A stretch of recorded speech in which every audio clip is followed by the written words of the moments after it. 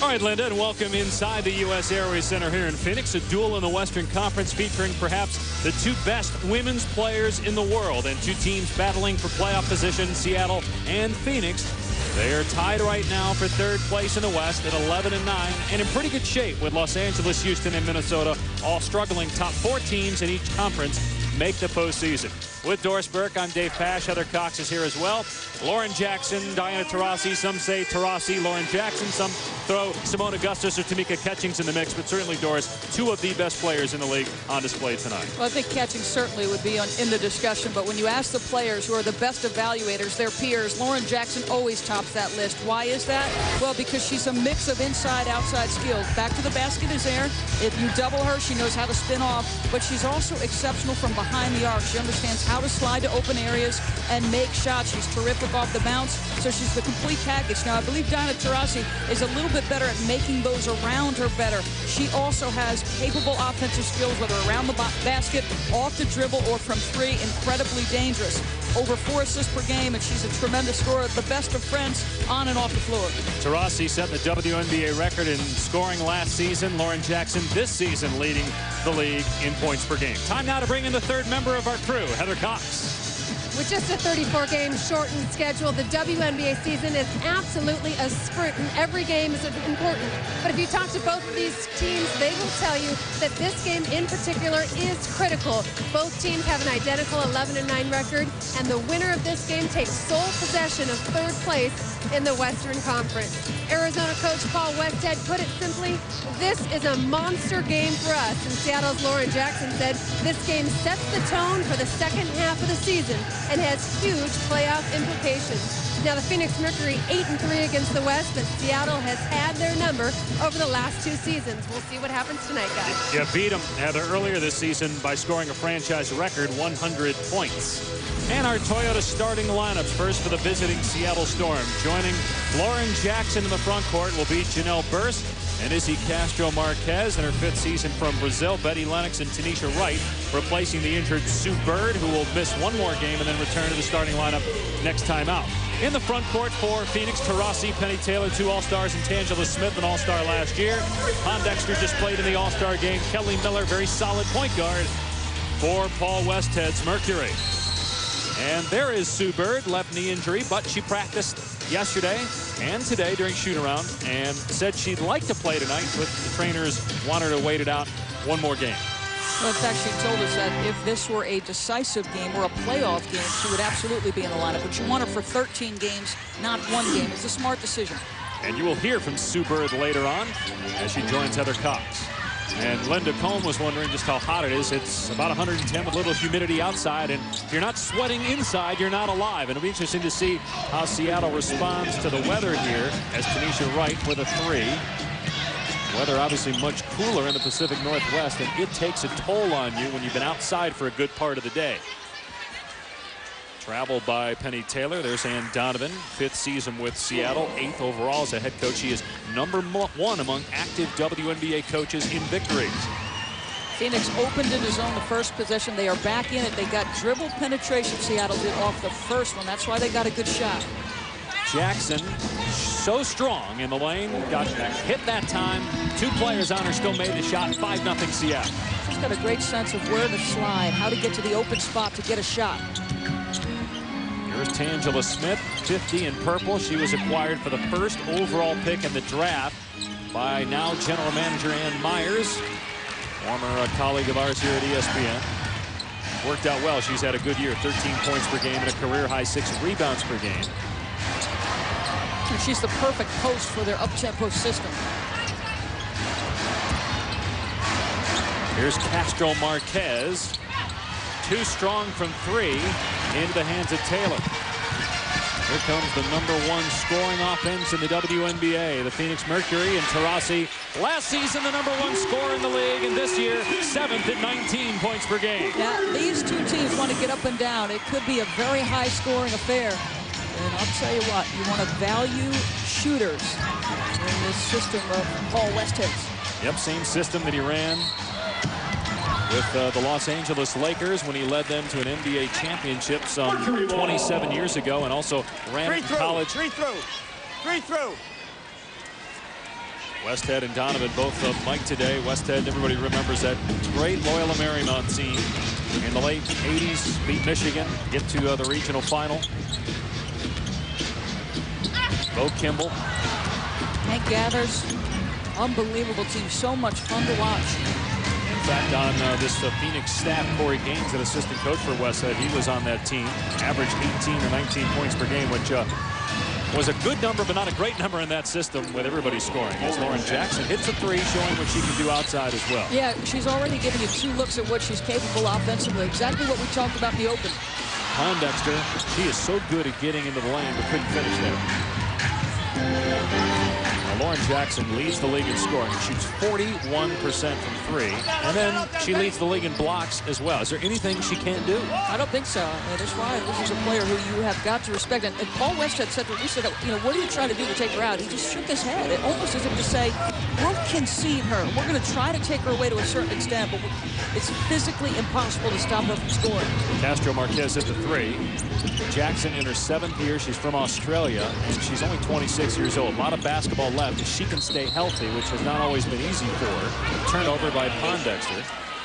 Her first basket, Dave, was a back-to-the-basket mid-post shot. This time she just steps a good foot beyond the arc. And as you said, the percentage is so high. And this is MVP-type numbers right here. First in both blocks and points, right there in rebounds. Cheryl Ford has just dominated that category since she entered the league for Detroit.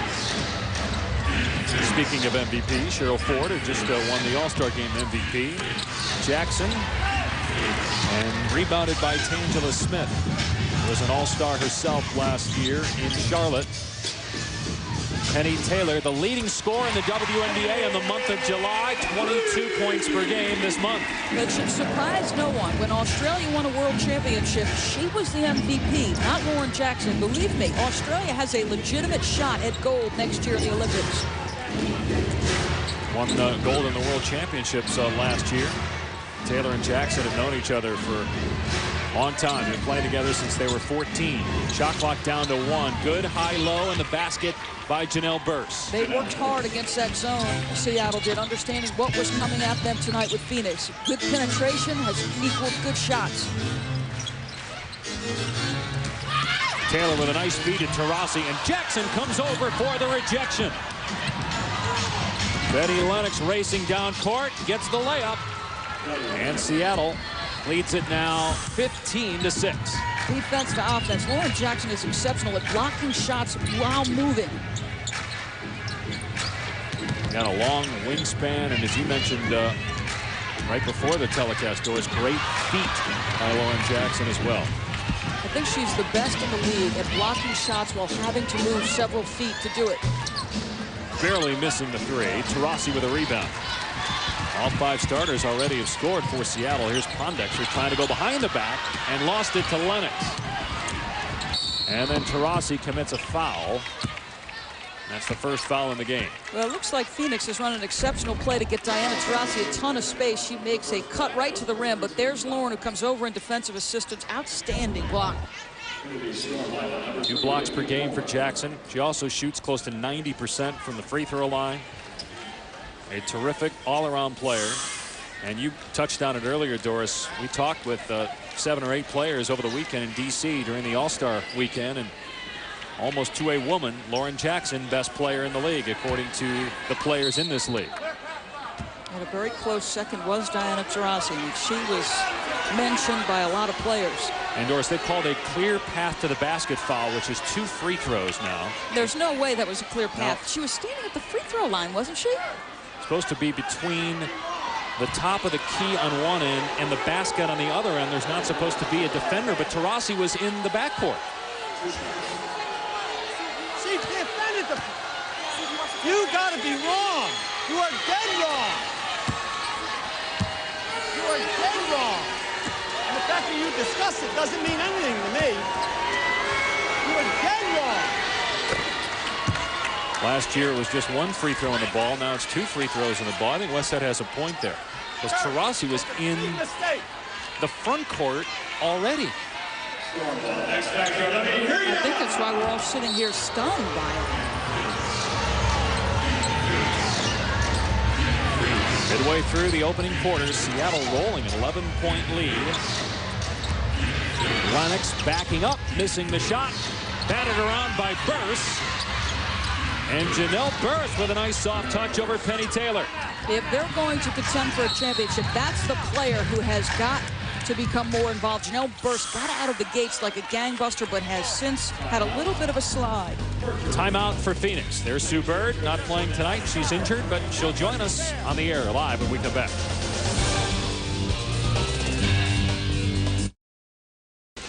Welcome back in Phoenix. Seattle playing awfully well despite not having the leading vote getter in the All-Star game, Sue Bird. 13-point lead for the Storm without Bird. At over 128,000 votes, Diana Taurasi finishing second. And Sue Bird is standing by now with Heather. And trust me, Sue would much rather be in a uniform than in street clothes. But Sue, just 11 days post-surgery. You practiced yesterday, you practiced today. Ultimately, how was the decision made not to suit up? Not by me. You know, as an athlete, you always want to be in there. I feel ready to go, but doctor's orders are 2 weeks. 2 weeks is going to be Friday against our, we have a game against Connecticut, so that's hopefully when I'll be suiting up. Your coach, Ann Donovan, told me this morning that you were by far the best player in practice yesterday. How have you recovered so quickly? A lot of hard work. I don't even know. You know, a lot of pool workouts, weightlifting. You know, the surgery went really well. My doctor is happy with it, and I think it was just easy for me to get right into it. Well, congratulations on a quick recovery. Best of luck to you. All right, Heather, Sue recently got assist number 1,000. She's the youngest ever to reach that mark at age 26. Penny Taylor with the jump shot. She's got 5. That's one of those extra passes that you love to see. Diana Taurasi had a mid-range jump shot, but there was a defender coming, so she wisely kicks it to the wing, and Penny Taylor an easier shot. Meanwhile, Seattle shooting 64% from the field, again with one of the top assist women in the WNBA. On the bench with an injury. Shot clock at 3. Castro Marquez misses the 3. And Kelly Miller, who averages 5 rebounds per game as a point guard, gets it ahead, and Taylor can't knock down the 3, but Smith gets to the loose ball. Pondexter fouled. It was 5-on-4 there for Phoenix as Castro Marquez is still in the backcourt, shaken up on the play. Well, if Seattle is able to get this win, it looks like she might have turned her ankle a bit. They're going to get Katie Geralds, the rookie out of Purdue, in for her. Lauren Jackson commits the personal. That's the second team foul on Seattle. 53.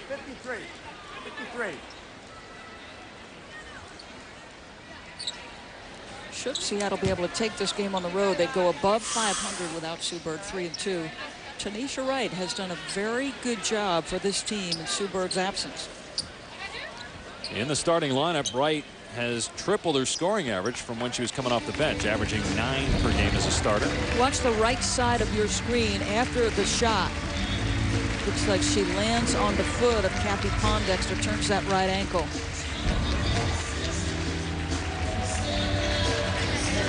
Those are almost scarier when they happen as opposed to later, right? Just yeah. The shock of it. I hope that's somewhere she can return. As a shooter, you always wonder about where that defender is because you can so easily turn an ankle. And another Seattle foul. That's the 3rd on the Storm. That's on Wendy Palmer. 14 seconds on the shot.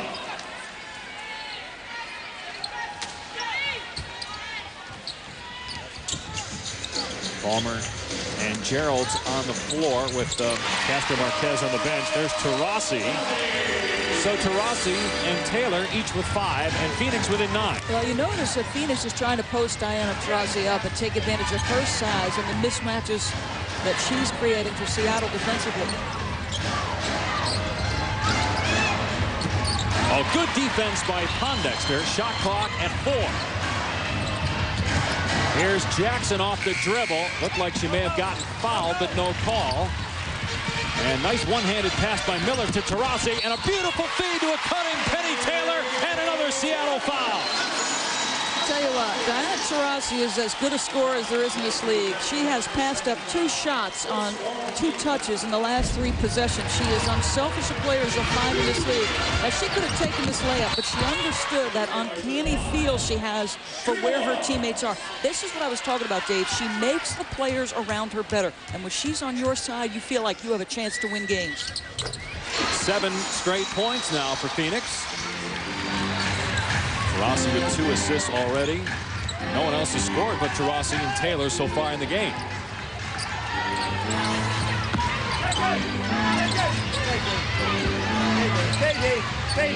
So far, Lauren Jackson 2 of 5 points.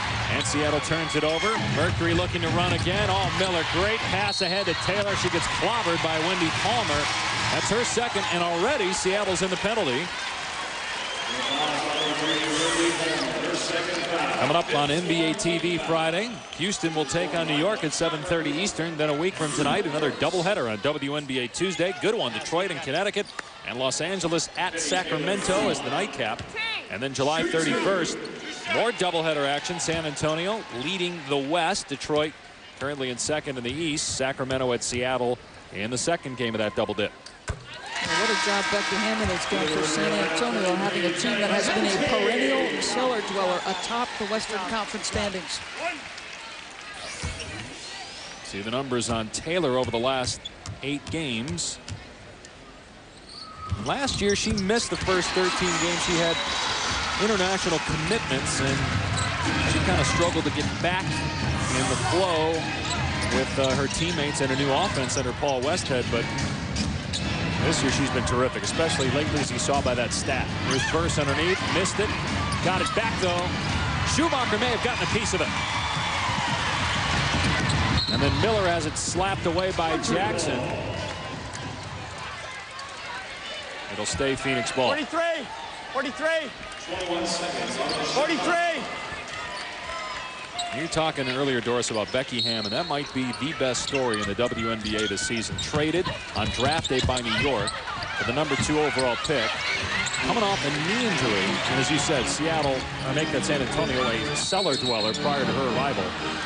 As Taurasi turns it over, that's 5 giveaways now by Phoenix. Yeah, now make no mistake, she's not doing it single-handedly. She's got some great assistance with Vicki Johnson. The key for them is how do they respond to Erin Busher's absence. Yeah, Busher has been great this year, but now a knee injury. And she'll be done for the season. As we hit the 2-minute mark of the first quarter, the Storm has led by as many as 13, has not trailed in this period. With Phoenix on a roll right now. Penny Taylor with 10 and Taurasi with 5. And Miller with nice defense. Shot clock at 2. Right, got it away, can't score. Miller rebounding and leading the break again.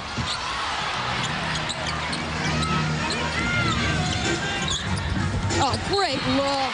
And the finish by Taylor, and a foul on Seattle. Kelly Miller is the ideal point guard for this system. First of all, she is never fatigued. She is in incredible physical condition, and her mindset is push, push, push. Now, she gets this back, and she understands the offense. You're going to get a back cut by Penny Taylor, and just on the money. That is pretty basketball to watch. It is the Penny Taylor show in terms of scoring. She's got 12. Phoenix back within a deuce.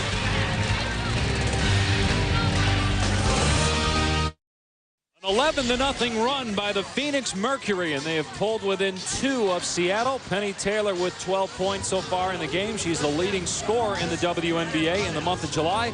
And I think Heather Cox has figured out why, as you look at the numbers for Taylor over the last 8 games in comparison with her first 12. Heather, what's the story? Indeed. Now, don't get me wrong. Penny Taylor was a solid player without her husband, pro volleyball player Rodrigo Gil, in Phoenix. But in the 8 games since Gil arrived in the United States, Penny has quite possibly been the best player in the league. Taylor is averaging almost 24 points a game with Gil courtside and was named to the West All-Star squad. And Penny said, you know, he is definitely my good luck charm. And yeah, you can see why. Her husband and wife will head overseas at the conclusion of the WNBA season, where both will play professionally in Russia.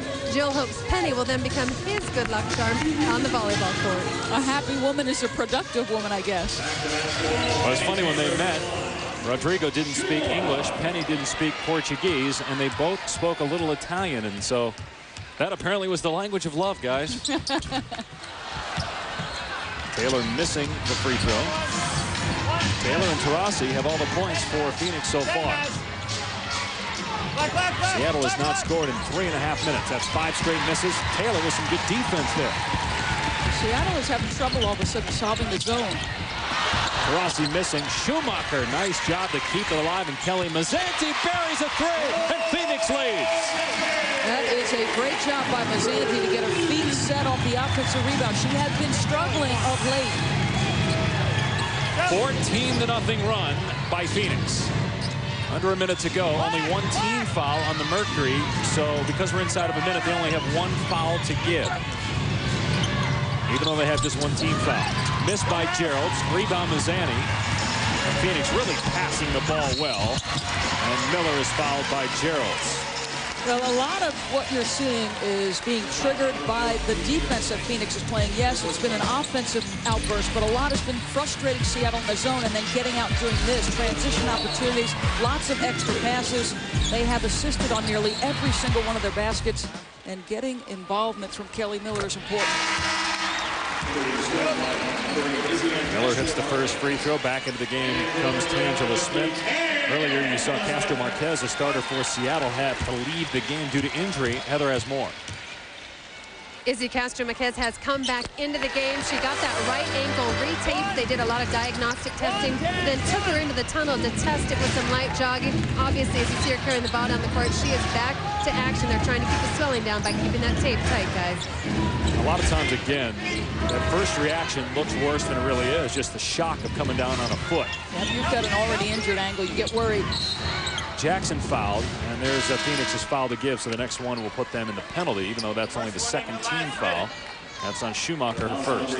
Well, there are times where they are trying to front Lauren Jackson. You see the entire Phoenix team is aware of where she is. On the catch, they go black. They try to double team or make her give it up, and she is so capable. She could score with 2 or 3 bodies around her. Shooting foul, so 2 free throws for Jackson. 88% free throw shooter, and that ends a 16-0 run by Phoenix as Lewis comes into the game. We didn't think we'd see her. She just got signed to a 7-day contract.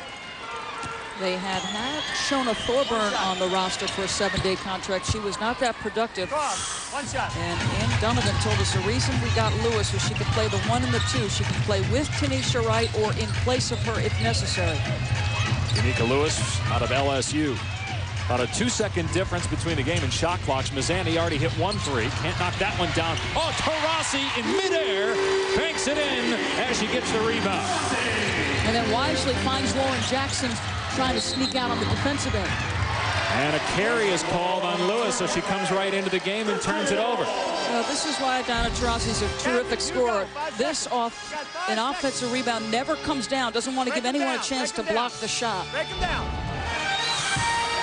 3 seconds left in the period. Pondexter down the lane, and that will end the quarter. Entertaining first 10 minutes here in Phoenix. Paul Westhead's team struggled early, but rolled to a 3-point lead at the end of the quarter thanks to an 18-2 close. Phoenix 24, Seattle 21 after 1.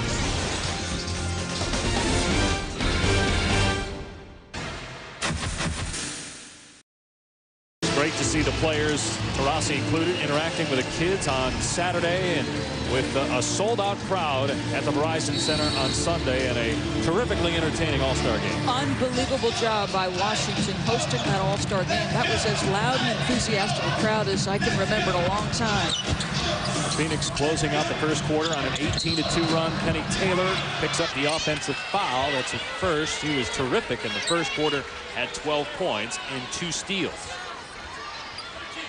One of the things that Seattle does well is outscore its opponents from the free throw line, but thus far, the Mercury have 6 attempts. Penny Taylor going 3 for 4 in that first period.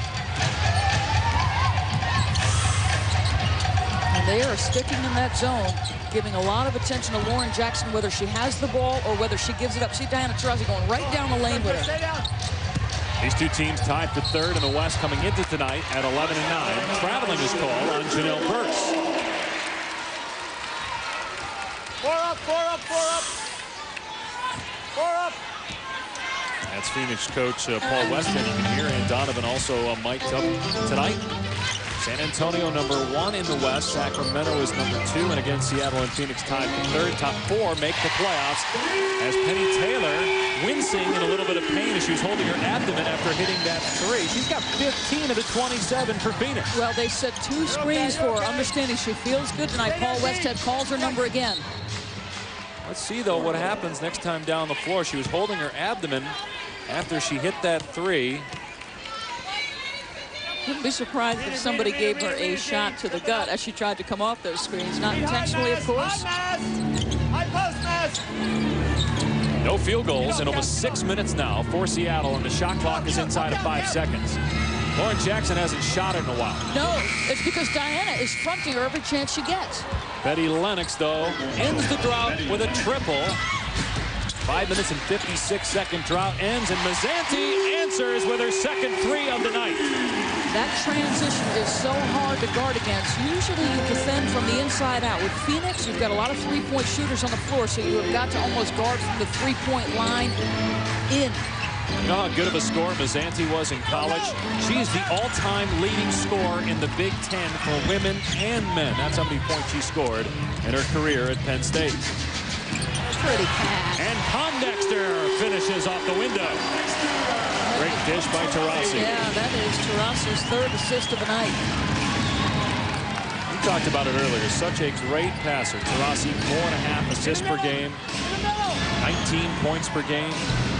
Just under 2 steals per game. Doesn't get a lot of credit as a defender, but we touched on it with her defense on Lauren Jackson tonight. A big reason why Phoenix now leads by 10 as Penny Taylor gets another hoop in transition. And you need a timeout because Seattle has flat out stopped guarding in transition. It's like they're letting their offensive woes have an impact on the defensive end. And Seattle, Phoenix just continues to pass the basketball. They had 7 assists on 8 baskets in the first half. They keep seeing this layup drill over and over again. Down there, we got to have patience on offense. We don't need a quick 3. You get balance in the post. That's a great look for you, but just get balance and don't rush it. Come on, ladies. Go. Well, Ann Donovan just said it is a layup drill. You might as well be watching layup lines right now because Phoenix is getting to the rim. Great backdoor cuts. We've seen them use that backdoor cut with Seattle out in Janai. And then if you don't score, you have got to get back in transition because you've got a lot of people who can run. This Phoenix team is built to run.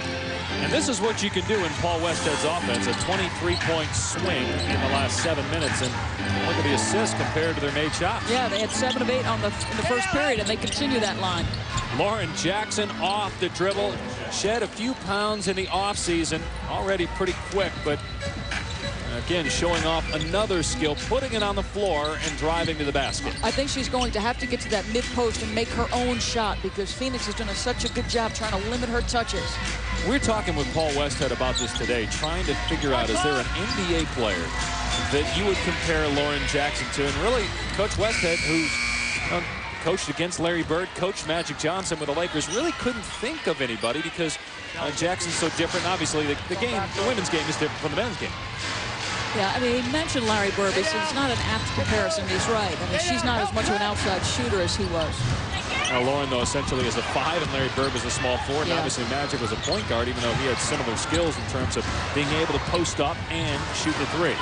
Betty Lennox wanted a foul, won't get the call. Now Pondexter in the front court gets fouled by Tanisha Wright. That's her second and the first on Seattle in the quarter. Jackson, the leading scorer in the WNBA at 22 points per game.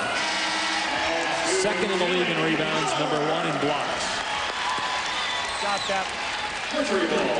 She's asking Clark Stevens for 50, something. 50, 50. All right, no. 2 through, 2 through, 2 through. Direct. Phoenix now under 60%, just shy of 60%, shooting from the field. Timers inside at 10, Kelly Miller. And Lauren Jackson just ripped it away from Mazzanti. Rover, stop the ball. Rover, stop the ball. Stay up, Nelly. Rover. You can hear him calling Rover, folks. And what that is the middle part of that zone is the extra defender looking to get Lauren. Nice block by Belinda Snell. Another member of that Australian national team. 4 up. 4 up. 4 up.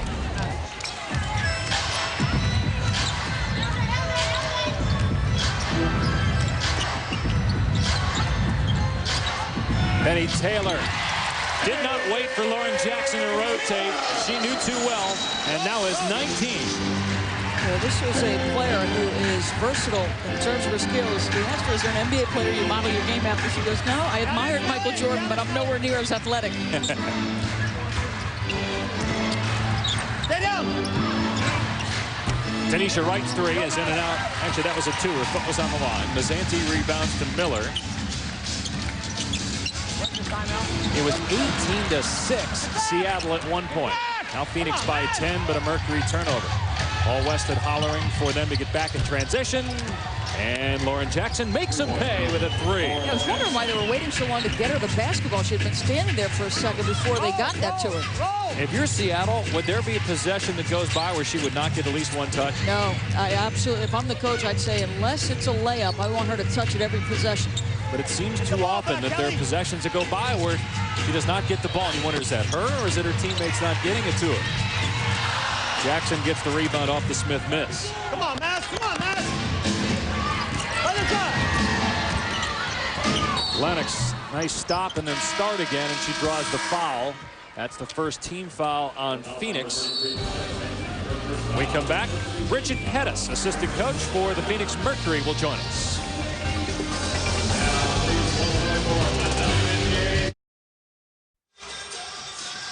Third from the left, hanging from the Raptors, is former Phoenix Mercury player Bridget Pettis, and now an assistant coach under Paul Westhead. And Bridget joins us now. Thanks for your time, Coach. You played the last time the Mercury were in the playoffs back in 2000. The way that your team is playing right now, is this what you need to do to be a playoff team this year? You're absolutely correct. I mean, the defense, we didn't start off with it, but now everybody turned it up. With the pressure we're putting on the ball is what we want. Even when we go zone or man, we want to keep the intensity on the ball defensively. So that's what we need to get in the playoffs. Bridget, it appears that everyone on the team is aware of where Lauren Jackson is on the floor every possession. She's still got 12 points, 4 of 9 shooting, and 3 boards. What are the challenges? What have you asked your team to do with her? Well, that's it. Just know where she is. Everybody be alert. In transition defense, especially, she's hit a few threes. But just mainly just knowing where she is on the floor. She's a phenomenal player. There's no way of just stopping her completely, but you just want to limit her touches and make it very, very difficult for her. Okay, Coach, thank you. Good luck the rest of the game. Thank you. That's assistant coach Bridget Pettis. Mercury right now in third in the West, so they got a good chance to make the postseason for the first time in 7 years. And hey, they look like a playoff team the way they're playing tonight. Yeah, they clearly do. They don't rebound it exceptionally well, but I think other than that, they have got a great grasp of Paul Westhead's system this year, in much better position than they were a year ago. Snell with the steal, 2-on-1 with Miller. Oh, through the legs of Shira Eli in the basket for Miller. They've got 13 assists on 14 baskets, and it's in transition, it's in half court. Everyone is just making the extra and the appropriate pass.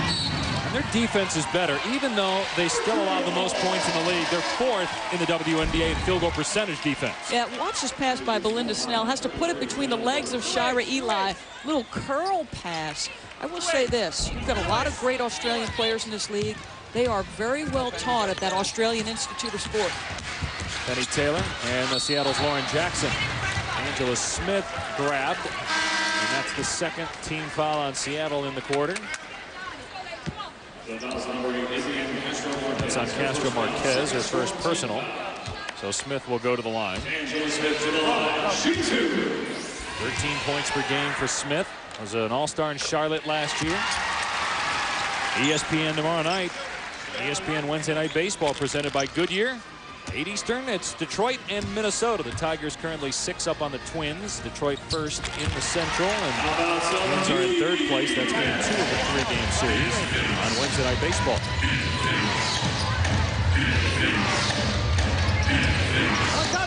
Help, help, help. Rossi doing an excellent job defending Jackson. Versus long 2 won't go. Schumacher clears. And it turns it over. Castro Marquez able to knock down the jumper. Yeah, you can't be careful with your passes. You did exactly what you wanted to do defensively. You keep Lauren Jackson off the glass, but then you give up a pass on the outlet. Tangela Smith can't hit it. Backboard and nothing else. Handful of rebounds now for Lauren Jackson to go along with 12 points. Katie Gerald, the rookie, can't hit the three, and a loose ball foul on Lauren Jackson. That's her second personal. Yeah, you know what? They are doing an exceptional job trying to keep her off the backboards. Now, Jackson is great at rebounding in traffic and also rebounding out of her area. But Ann Donovan told us today she has pleaded her case with the league. Lauren Jackson takes an absolute physical beating on a night-by-night basis. She has got a forearm in her gut or in her back every single time they're on the offensive end of the floor. Hasn't really affected her numbers, though. Number one in the league in scoring. You wonder, though, will it affect the longevity of her career? Because she plays year-round, overseas, and obviously during the summer in the WNBA. 7-point lead for Phoenix. 3 minutes to go in the half. Jail plus a big fine. All right, along with Hall of Famer Nancy Lieberman, I'm Linda Cohn. What do you think of Phoenix in the first half? A penny for your thoughts. Okay, a penny. Taylor, for your thoughts. She has 19 in the first half. When the Mercury get 12 assists on 13 baskets, they are rolling. Typical Mercury offense. It all adds up to a Phoenix lead. Doris and Dave. All right, guys, look forward to hearing more about your thoughts on this game and also on Michael Vick. Be interesting with Roger Goodell's new player conduct policy to see what that means for Vick this year in terms of whether he is on the field come opening weekend for the Falcons. Well, you would guess based on recent history that that's a slim chance. Yeah, looking at Chris Henry and Pac-Man Jones and their 8-game and 16-game respective suspensions, and also what's happened with some of the other players in the league. Tank in Chicago, Tank Johnson let go by the Bears. Coming up, D. Coming up. Help. 7 seconds to go on the shot clock, and Castro Marquez, who was injured earlier in the game, has come back in and has played very well. Now has 8 points after that three. Nice save by Miller. Schumacher from outside, no. Phoenix with assists on every basket but one. They're out rebounding Seattle as well, shooting over 50%, but only a 4-point lead. Well, 7-2 in terms of second chance points opportunities. That is surprising that Phoenix has the advantage there. Foul on Diana Taurasi. That's her second. Checking now with Heather Cox. Guys, Seattle shooting just 36% from the field and struggling against that Phoenix zone. So Ann Donovan in the huddle talked about how to attack that zone by reversing the ball, attacking the seams, and taking care of the ball. She then finished, hey guys, when in doubt, just get us in motion and get it to Lauren. What do you think of that strategy, Judy? Yeah, that's never a bad option. They couldn't do it there, though. And Miller turns it right back over. Well, we've been listening to Paul Westhead's mic. Corner again. Corner again. They scored off it last time. Somebody besides Lauren is going to have to score against this zone. You can hear Paul Westhead on the opposite end talking to Diana, helping her with where Lauren is located. Coming up, Cafe! Up high! Stay down. Jackson double team. They work it around to Lennox for the open three. And Miller with a backside board. Penny Taylor spotting up and hitting a three. She's got 22 points now. This, to me, is just a complete defensive breakdown. I mean, I know Penny Taylor's a terrific basketball player, but when someone's shooting the basketball that well, just go identify her right away. On top, Cafe! She tied a WNBA record earlier this month with 4 straight games of at least 25 points each night. Little dribble drive by Kelly Miller, and she sucks the defense down, and no one is there for Penny Taylor. I'd put somebody on her, Dave, and say, do not help off. Up. Taylor more than half of Phoenix's total, and Taurasi now has 3 personal fouls. We'll stay on the court here as we hit the 1-minute mark. First, that's got to be traveling, and it is.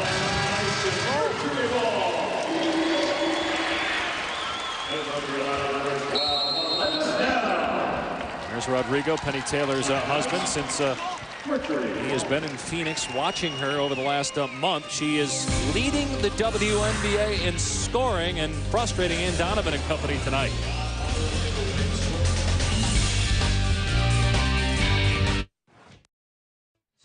Tonight, both very respectable. And these are two of the main reasons they've got a chance at a gold in the Olympics. Tully Bevilacqua quietly doing another outstanding job for the Indiana Fever. Statistically, Tully is not going to knock your socks off, but what a great teammate. Indiana has the best record in the WNBA as we tip off the second half of the season tonight. You watched Minnesota and Connecticut earlier tonight here on ESPN2, our WNBA Tuesday. Phoenix and Seattle in the nightcap. It's the Mercury by 7. Seattle trying to close the gap here in the final 46 seconds. Lay down. Lennox's pass deflected, and now Jackson from the corner. The quick release and the three. You cannot leave either Australian open tonight. 8 in the period, 15 for the game for Lauren Jackson. I don't know who to call the Thunder from down under tonight, because either one. Jackson guarding Taylor on this possession. Shot clock down to 6. Snell, another Australian. And Kelly Miller with an 8-footer. Pretty. Unselfish. They are getting great ball movement, great player movement. Stay, Snelly. Snelly, stay. 15 assists on 16 field goals. 5 seconds to go in the half. Castro Marquez lost it. Jackson picks it up and scores from her knees as time expires in the first half. Are you kidding me? That's ridiculous. It gets a big smile on her face. Even she can't believe that, folks. The best player in the world with a highlight reel shot. And Donovan even smiling after that one. Tough, loose ball situation. Kiss it off the window. Nice. That'll win horse every time, and it might win a basketball game tonight as Seattle closes out the first half on a 15-9 run. Here's Heather. Joined by Penny Taylor, 22 first half points. What's been the key to your offensive success? We've just been running the floor. When we got our defense a bit more aggressive, it was easy to get out and run, and yeah, take the big girls in the full court. You guys went on a 16-0 run to end the first quarter. What was the key to really igniting that defensive success? Yeah, it was definitely the pressure on the ball. I mean, in the first part of that half, they were making easy passes, getting open shots, and when we put pressure on the ball, they couldn't get the ball as quickly as they liked to their open shooters. Thanks so much for your time. 22 points, Heather, for Penny Taylor to lead all scorers in the first half. And Phoenix leads Seattle by 4 as we go back to the studio and Linda Cohn.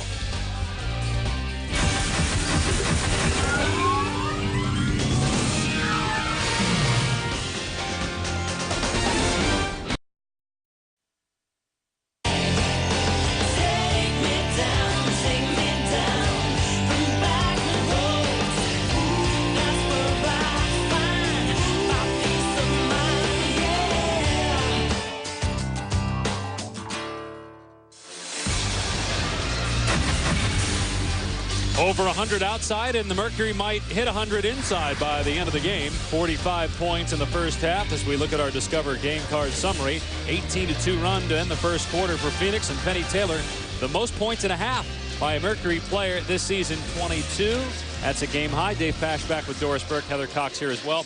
And Penny Taylor will make your assist total look pretty good. 15 assists on 16 made shots in the first half, Doris. 39 points between the two Australians. I thought Phoenix did an exceptional job of passing the basketball to the hot players. Not a tough game.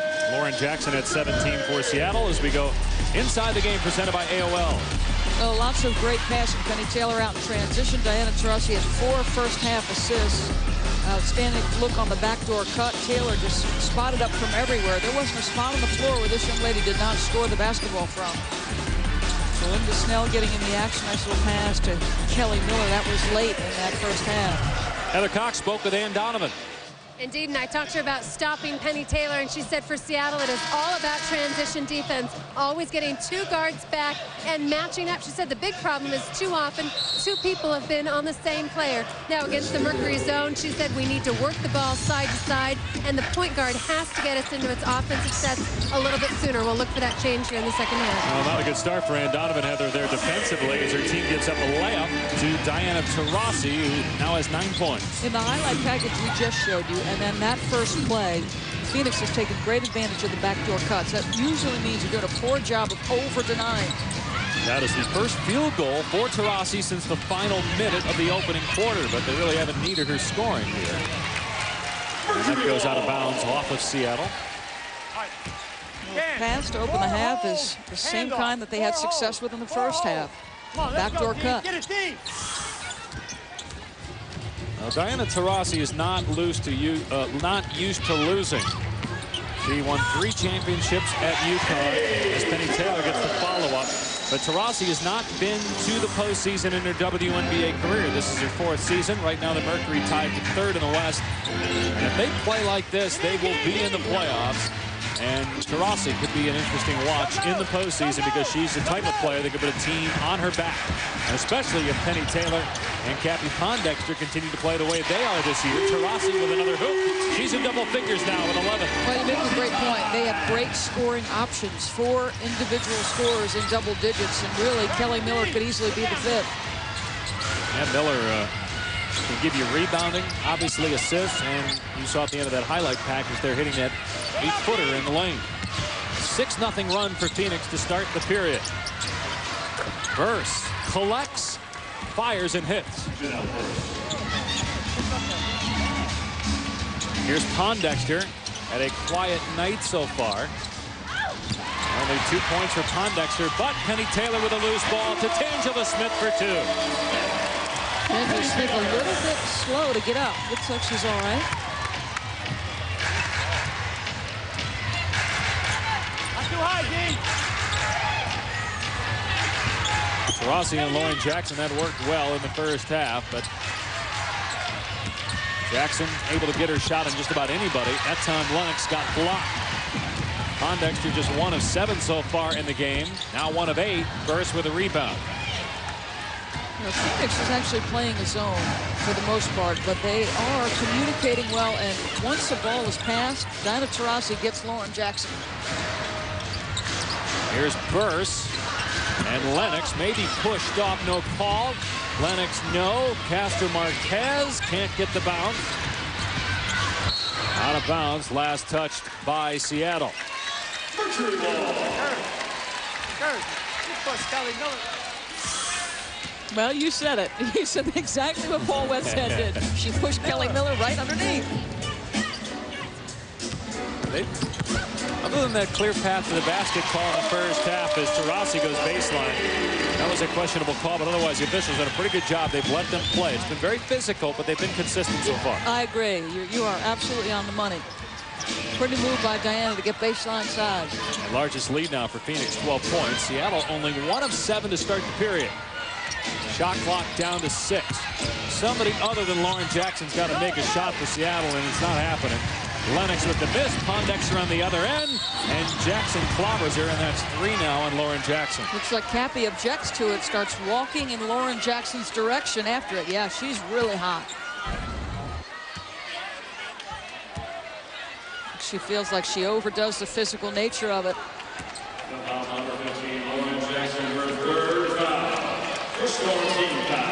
And we're still talking until a moment ago.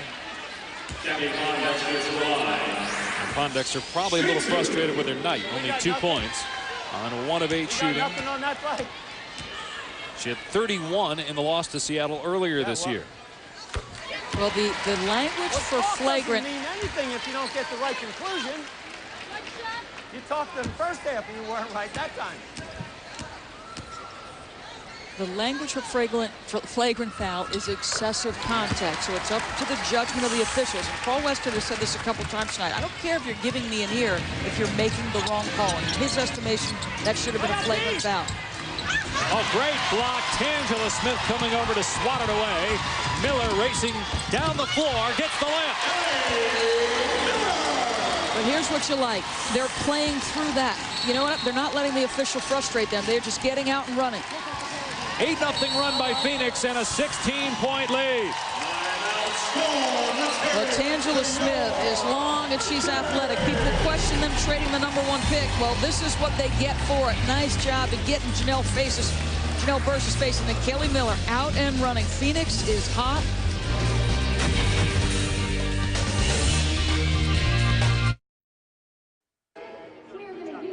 Phoenix outscoring Seattle 14-2 in the third quarter. I think Paul Westhead may have wanted a flagrant foul called on Lauren Jackson. A flagrant one means it's unnecessary, and then if it's unnecessary and excessive, then they rule it a flagrant 2. And I don't know.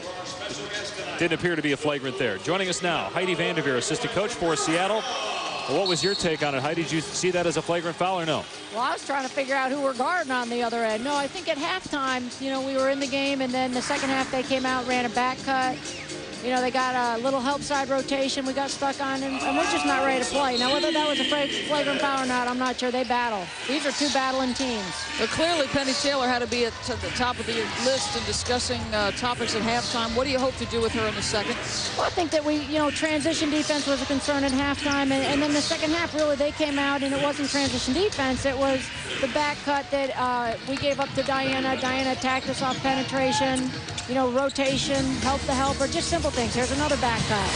And again, if we settle one thing in our transition defense, we can't turn around and give up easy baskets. Coach, thank you. All right. Heidi Vanderveer, her team trailing by 16, and now an offensive foul is called. That's 4 on Lauren Jackson. Good defense by Taurasi. I think Diana's an underrated defender. She's a decent shot blocker. She's savvy about getting to position. Now she's going to give a little acting right there. You know, she accuses some other players of flopping. That might be a flop there. No Anderson Varejao of the Cleveland Cavaliers, but she also doesn't have the hairdo. You may get beat once, but you don't get beat twice in that.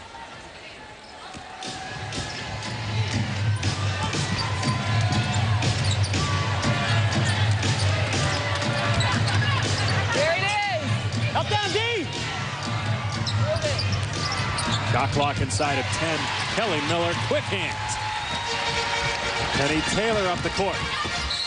Taylor will get the basket and a foul. That's 26 points for Taylor, and they've come in a lot of different ways. She just pushes the issue in transition, has to split multiple defenders. At her size, she's got an exceptional handle. Has to cross over one defender, split two close to the rim. We see you playing basketball. This team, this Australian national team, there's got to be a real concern on the United States. You know, they lost the World Championship to Australia.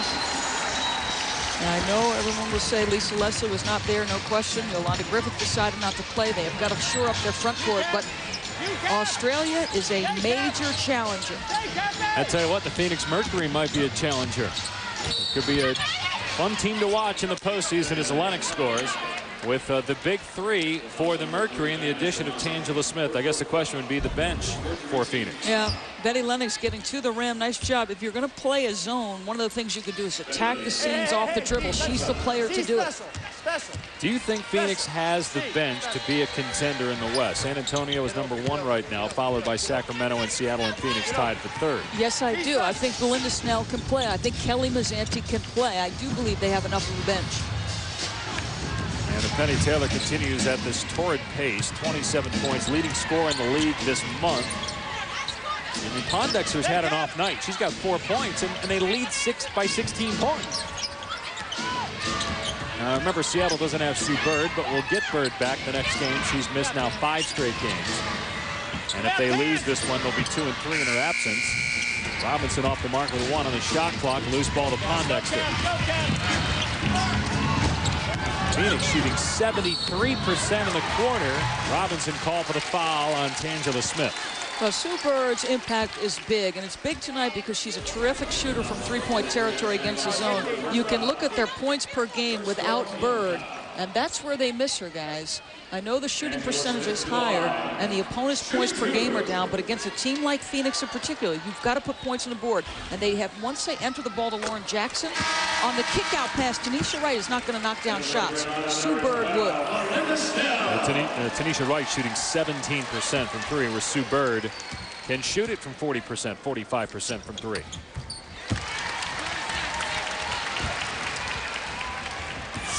66-48. Phoenix leading by 18 points. Seattle led 18-6. It's been all Phoenix since then. Another Seattle turnover.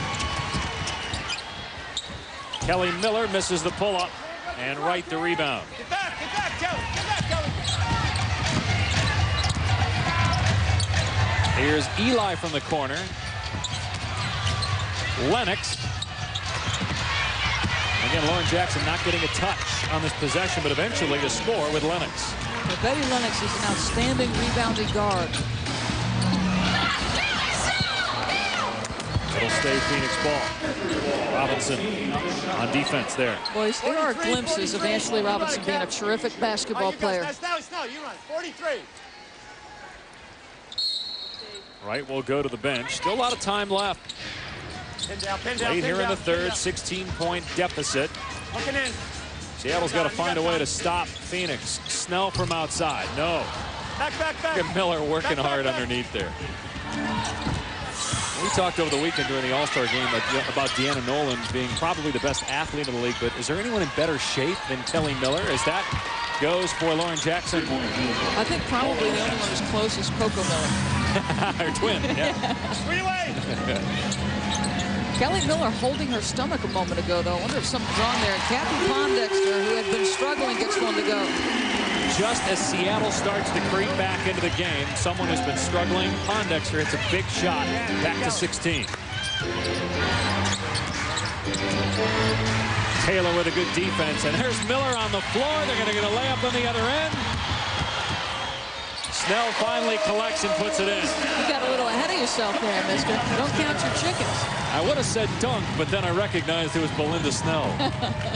Look at the fast break points. They are just getting out and running. They had 11 at the half. They have got 11, and we're not even finished with the third quarter yet. Nice. Lennox missing, and Jackson gets to the loose ball. Stay Snelly!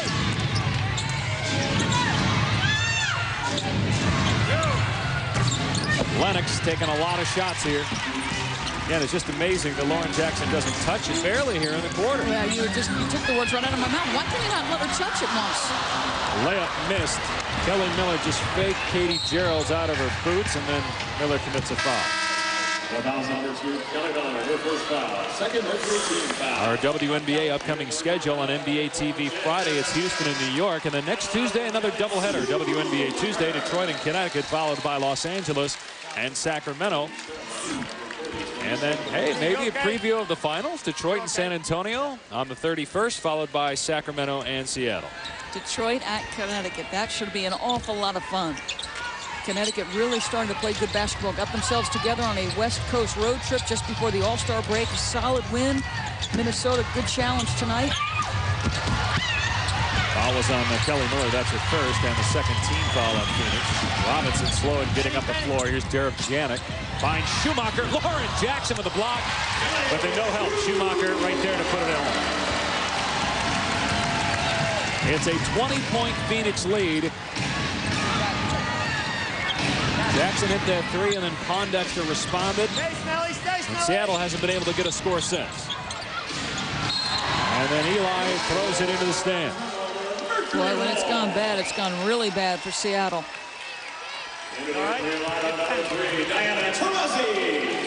We talked earlier about wondering whether Phoenix had the bench to compete for a championship, and they're outscoring Seattle's bench 10-0. That might be a better question. I think you've got some players on Seattle who are capable, but you wonder about their confidence level. Ashley Robinson, one of those players. And Donovan was real pleased with the camp that Katie Gerald's had, but still a lot to expect of a rookie to come in and help lead you to a championship. And Gerald's shooting the ball well, but only 4 points per game. But again, how many opportunities is she going to get? Yeah, and Tanisha Wright has been good since Sue Bird has been out. She's had a start, but prior to that was not very good. So their bench may be more of an issue than Phoenix. Hey, a touch for Lauren Jackson, and what do you know? She scores. Yeah, good things happen when you run your offense through her, and Nancy touched on that at the halftime. Jackson's taken 15 shots, which would seem like a lot, but for a player like that, no number of shots is too many. I'd have no problem with her taking 25 shots. And the percentage she shoots it over 50%, you're going to have good numbers. Betty Lennox has taken as many as Jackson. Now, Phoenix has a foul to give, only 2 team fouls. In the quarter, they elect not to do it, and there's Jackson on the offensive glass. You just saw her season field goal percentage, 51%. She has upped that tonight. Taurasi's 3 in and out as the buzzer sounds. So Lauren Jackson gives Seattle a little life.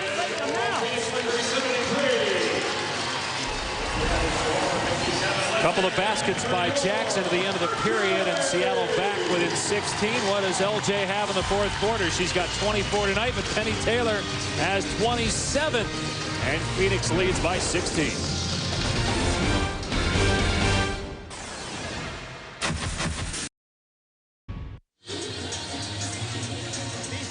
Fourth quarter here in Phoenix. The Mercury leading Seattle 73-57. And 3 players on the floor tonight also appear in NBA Street home court from EA Sports. Look at that block by Lauren Jackson. Huh? Look at Diana Taurasi. Throwing it off Stoudemire's head. Giving a little Argentinian soccer move, and then Bird. Yeah, she's got that kind of hang time. A lot of these moves look like some of the moves we see on the floor from Cappy Pondexter, who's standing by with Heather Cox. Cappy, you guys lost to Seattle by 13 earlier in the season, now up by 16. What's been the biggest difference? I think the biggest difference is everybody's contributing offensively and defensively.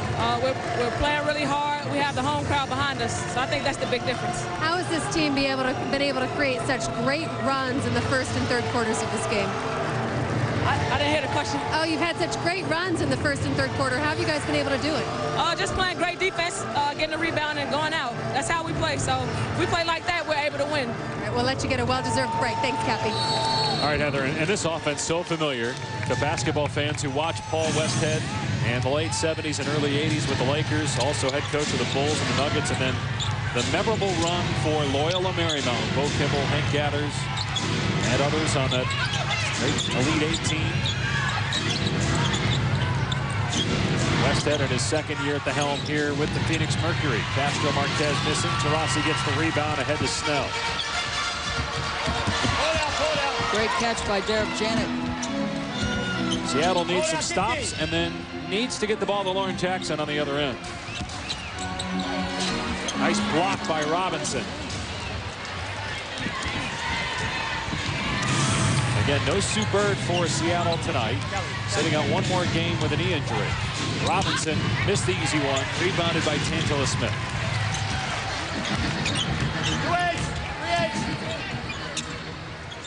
Taurasi thought about the pass. Missed the 3. Taurasi with 15 points in the game. He averages 19 on the year. And Seattle turns it away again. Boy, 17 giveaways by Seattle. They've given up 21 points off. That's the difference in the basketball game. Taurasi 7 of 12. Free push. Push, Joe. Phoenix with 20 assists. Miller has 5, Taurasi 4, Taylor 3, Smith 3. Schumacher's jumper won't go, and Snell is there with a rebound, and then Taurasi gets stripped. It'll stay Phoenix ball. Cappy told Heather Cox. 42. Good screen.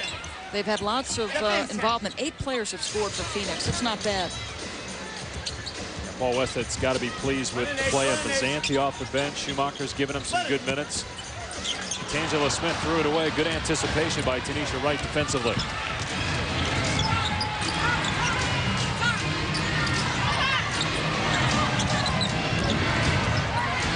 Australian on Australian there. Snell is trying to cover Lauren Jackson, who does not get a touch on this possession, but it doesn't matter. Betty Lennox for 3. Solid down screen by Betty Lennox to get that open. Or by Tanisha Wright, excuse me. We're one possession away from this being a 10-point game. Seattle still in it. Get it, D.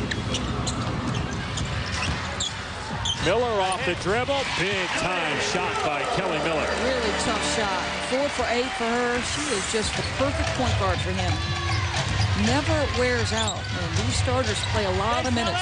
She was the number 2 overall pick in 2001 for Charlotte. Lauren Jackson was the number 1 pick. Nisha Wright with the basket. That's the first field goal of the game since she had the first basket of the game. Taurasi, no. Rebounded Robinson.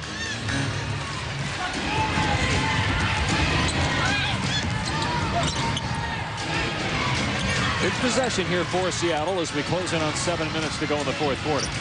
Again, these teams are tied for third in the West as we start the second half of the season. Offensive foul, though, called on Robinson trying to screen Kelly Miller. That's her second personal. No team foul on the offensive foul. Penny Taylor will come back into the game.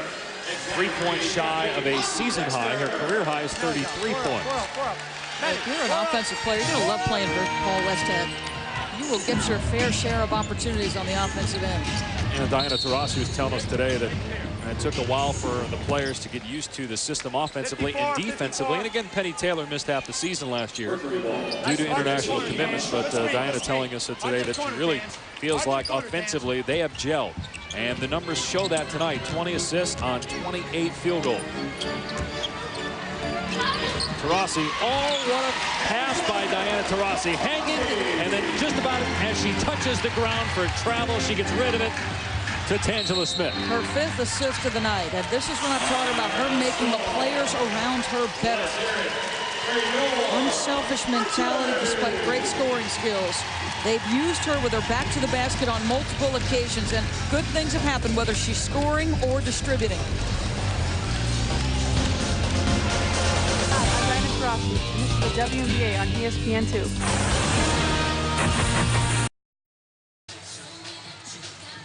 Welcome back here to U.S. Airways Center. Phoenix leading Seattle 77-62. 6.5 to go in the fourth. During All-Star Weekend, several WNBA stars took time out to glam it up during a photo shoot. Something these players don't get to do very often, let their hair down with all their commitments overseas and also in the WNBA. Charlie's Angels striking the pose. Cheryl Ford, who was the WNBA's MVP in the All-Star game. Becky Hammon, MVP candidate for the regular season. Kara Lawson also in that shoot, but Kara Lawson no longer available. She is engaged to be married. Happened last week at a rock concert. A country concert. Know your genres there, Chief. It was a Kenny Chesney concert. And he's country, huh? He's country. That shows how much I pay attention to country music. Lauren Jackson to Robinson underneath and gets the basket. Yeah, I think Ashley Robinson is the only one who is not as completely convinced of her abilities, because I'm telling you, Ashley Robinson can play. Great size, terrific frame, runs the floor, can block shots, capable on the offensive end. Ashley Robinson needs to start to understand how good she can be. First bench point scored tonight for Seattle. Kelly Miller's shot falls off the rim. Look at that kind of rebound from Ashley Robinson. Go ahead, one-handed snatch. 4th year out of Tennessee. Castro Marquez misses the layup.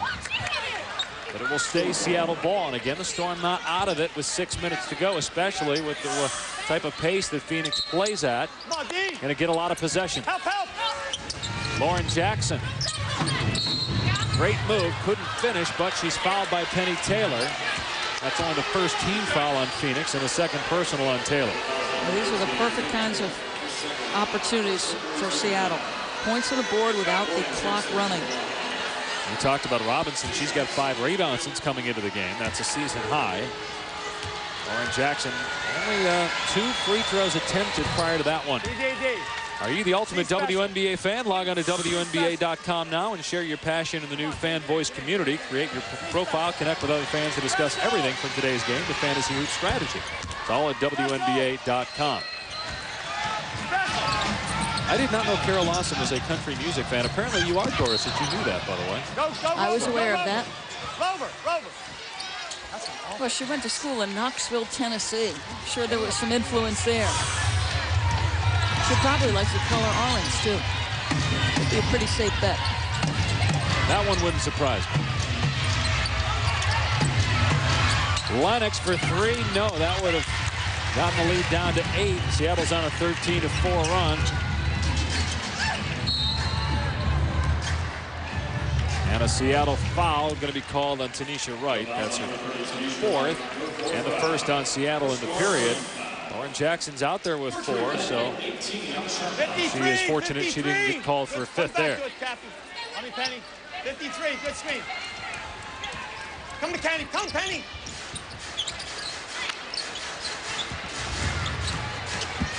Pondexter, sweet move through the lane for a deuce. Well, when you're struggling to run offense, it helps a great deal when you have somebody who can break defenders down off the dribble. And Pondexter is exceptional off the dribble. 7 in the second half for Pondexter, 9 in the game. She averages close to 17 per contest. Here's Lauren Jackson, got caught in the air, traveling is the call. Taurasi quick to get over there defensively. See what I mean about her being an underrated defender? I mean, she's not going to work so hard defensively, moving her feet, because it's not her strength. But she is smart. She plays street smart. There's a very playground feel to what she does on the defensive side of the ball. 19 turnovers now by Seattle. Pondexter, no. Looked like Lauren Jackson had her hand through the net there. Could have been called basket interference, but no call.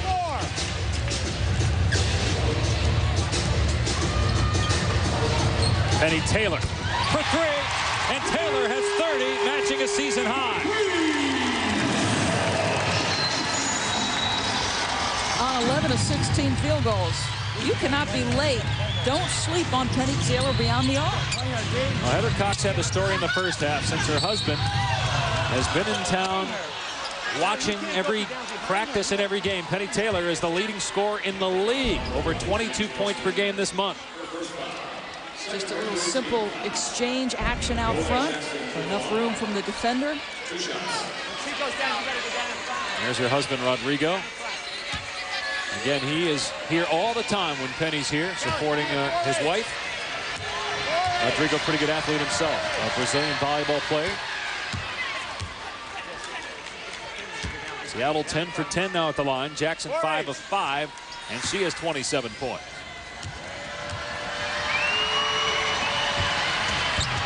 Got the second one to go.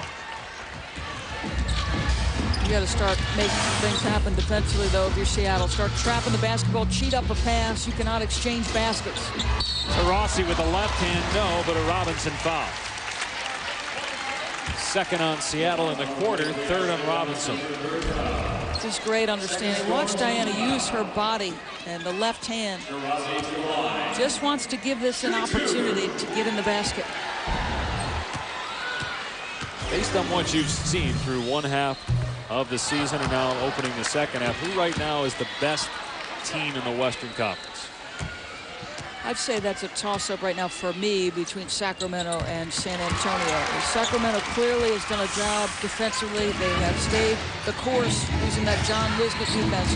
They're better offensively. Jenny Busick does a great job out of timeouts and other circumstances trying to exploit matchups. So I think they're better on the offensive end. Tisha Penichero is #1 in the league in assist-to-turnover ratio. Their point guard, so she's played well. Lauren Jackson with a basket and a foul on Smith. Her second, third on Phoenix. Jackson now with 30. Well, look at this. Another player understands how to use her body, take contact.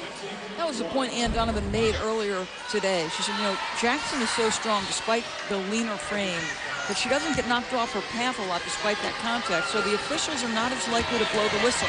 She averages 5 free throws a game. I would venture to say she should easily be averaging about 8. Yeah, when you talk about a player that's 6'5" and likes to mix it up, to average only 5 foul shots a game, not enough. Offensive foul on Taurasi. And that's 5 on Diana Taurasi. Well, we get the benefit of the second look. Paul Westhead is incredulous. She fell down.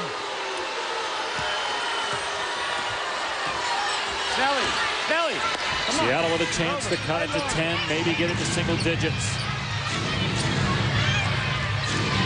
These two teams tied for third in the West at 11 and 9. Castro Marquez just hoisting it, and Penny Taylor out of there with it. San Antonio, the best record in the West. Sacramento #2. Pondexter 2. Taurasi, and just like that, back to 14 points. They've had terrible floor balance.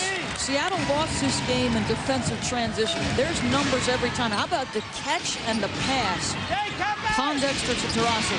That's 23 assists now for Phoenix on the game. 32 made shots. Castro Marquez a brick. Taurasi the rebound.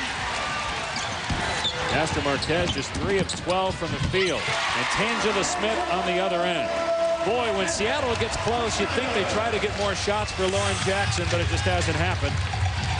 Jackson is 10 of 17 from the field, 31 points, but has not touched it the last couple times down the floor. Let's give some credit to Phoenix, though. Everybody on the floor in the purple jersey is aware of where she is. There's a body in front and behind most times. Numbers for Phoenix, Pondexter and Tangela Smith comes out of the rim. 2.5 to go in the fourth. Lauren Jackson with a layup pass by Tanisha Wright.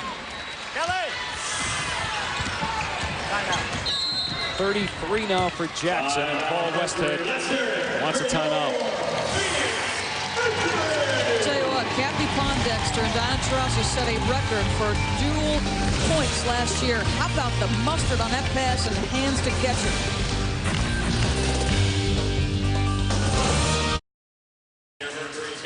Seattle outscoring Phoenix in the quarter, but the Mercury leading by 14. Let's listen into Paul Westhead, Phoenix Mercury coach, not during this last timeout, but the timeout before, what he told his team. Right now, we need to win this on the defensive end. We need to get defensive stops and runouts. Defensive stops and runouts. Everybody rebound the missed shot.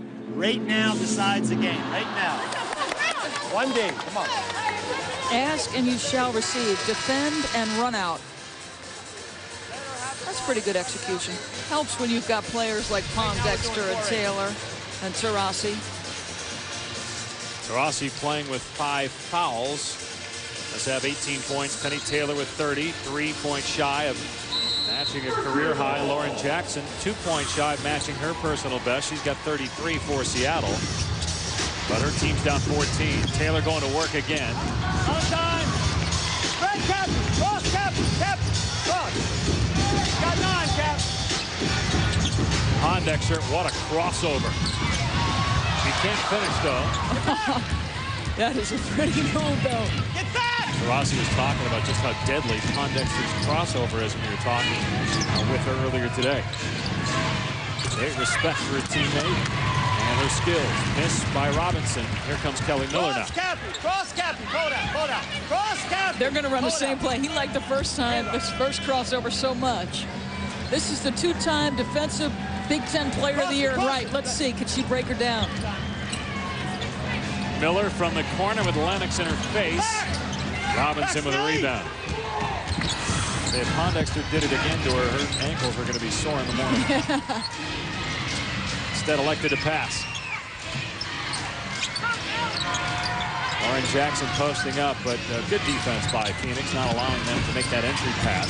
Here's Tanisha Wright with little ball handling skills of her own on display there, and she gets fouled. Yeah, she is more of a slasher. Didn't become a great scorer at Penn State till her senior season when Kelly Mazzanti graduated. One shot. Cappy 4. Rossi back in it again. And Belinda Snell will go to the bench. Wright in her 3rd WNBA season. She'll likely go back to the bench in Seattle's next game when Sue Bird returns to the lineup. Bird and Sri close tonight, missing her 5th straight game due to a knee injury, but she practiced and said she could have played tonight, but they wanted to hold her out one more game, so she would be 100%. Hold on.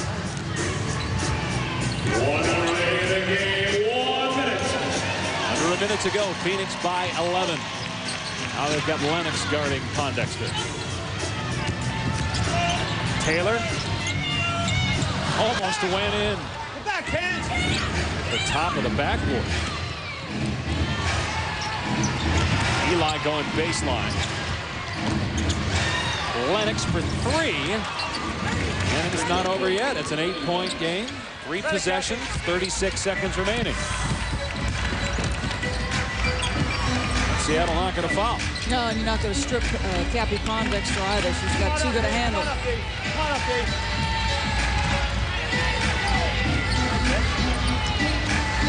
You're okay. Pondexter to Taylor with 3 seconds remaining, and that will do it. 10-point game, 13 seconds to go. 32 points for Penny Taylor. Oh, and she got hit in the stomach. Taylor hurt as time is going to expire in the game, but all the Mercury players are under the basket checking out their fallen teammates.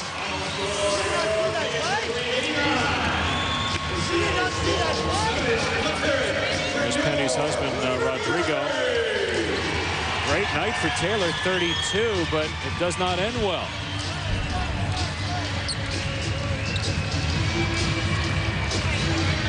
Maybe took a knee to the abdomen there. Remember in the first half, she hit a shot and she was holding her abdomen as she ran back down the floor. See the concern on Andy Meyer's face. She is in some pain. I'm not sure it was a knee or an elbow, but she took a shot to the gut. 50 points combined between Taylor and Taurasi. Class move there by Lauren Jackson. Yes. Take a look at our Kohler bold move of the game. Phoenix with 25 assists. There was an Australian feel to this game. Snell with a beautiful pass in transition right between the legs of Shira Eli. Kelly Miller, the recipient of a pretty pass. And the Phoenix Mercury go to 12-9 in sole possession of third place now in the Western Conference as they knock off the Seattle Storm behind Penny Taylor's 32 points. Coverage of the WNBA continues on ESPN2 next Tuesday with a doubleheader starting at 8 Eastern. Coming up next, it's the Geico PBA All-Star Shootout. This has been a presentation of ESPN, the worldwide leader in sports. For Doris Burke, Heather Cox, our entire crew, Dave Pash saying good night from Phoenix.